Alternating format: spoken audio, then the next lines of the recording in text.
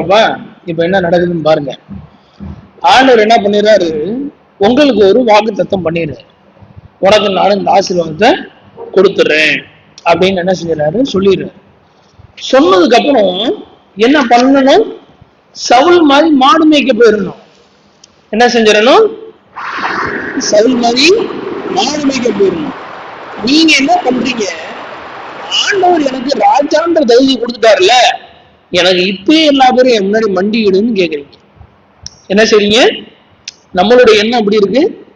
உடனே ஆண்டவர் எனக்கு வாக்குத்தத்தம் பண்ணிட்டாரு, எங்க ராஜா வைக்கிட்டாரு, எல்லா இஸ்ரேல் ஜனமும் எனக்கு காணிக்க செலுத்து, எனக்கு எல்லாரும் நீங்க என்ன செய்யணும், வண்டி இடணும் அப்படின்னு என்ன செய்யறோம் நம்ம கேட்கிறோம்.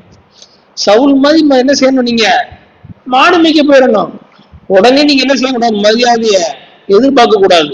சரியா, நம்ம இப்படி எதிர்பார்த்து என்ன செஞ்சிடோம்னா கிடைச்ச வாக்குத்தத்தத்தை இழந்துடுறோம். சரிங்களா, அவனோட வேலையை அவன் என்ன செய்ய போயிட்டான், பார்க்க போயிட்டான். அப்ப ஆண்டவர் என்ன செய்வாரு, மகிமை கிடைக்கணும்ன்றதுக்கு ஒரு சூழ்நிலையை ஏற்படுத்துவார். சரியா, அப்ப என்ன நடக்குது, அவனுக்குள்ள ஒரு பக்கத்துல இருக்கக்கூடிய ஒரு ராஜா வந்து என்ன செய்யறாரு, இஸ்ரவேல் ஜனத்துக்கு மேல என்ன செய்யறாரு, போர் தொடுக்க வைக்கிறார்.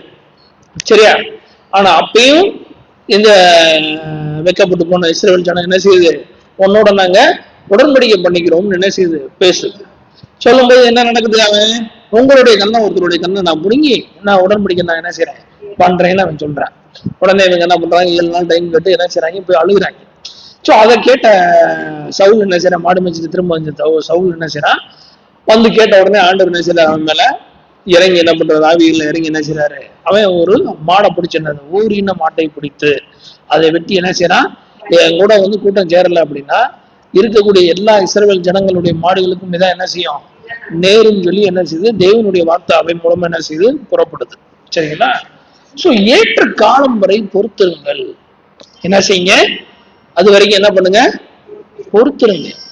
என்ன பண்ணாதீங்க, நீங்களாம் என்ன செய்யணும்னு நினைக்காதீங்க, பொசிஷனை எடுக்கணும்னு முயற்சி பண்ணாதீங்க.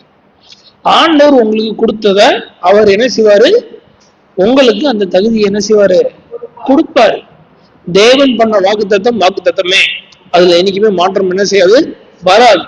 கொடுத்த உடனே நீங்களும் என்ன செய்யணும்னு நினைக்கிறீங்க, பதவியில போய் உட்கார்ந்துக்கணும்னு நீங்க நினைக்கிறீங்க. ஆனா பதவியில உட்கார வைக்கிறதுக்கு ஒரு நாள் இருக்கு, அதுக்கான ஒரு சூழல் இருக்கு. சோ அது வரைக்கும் நீங்க என்ன செய்யணும், காத்திருக்கணும்.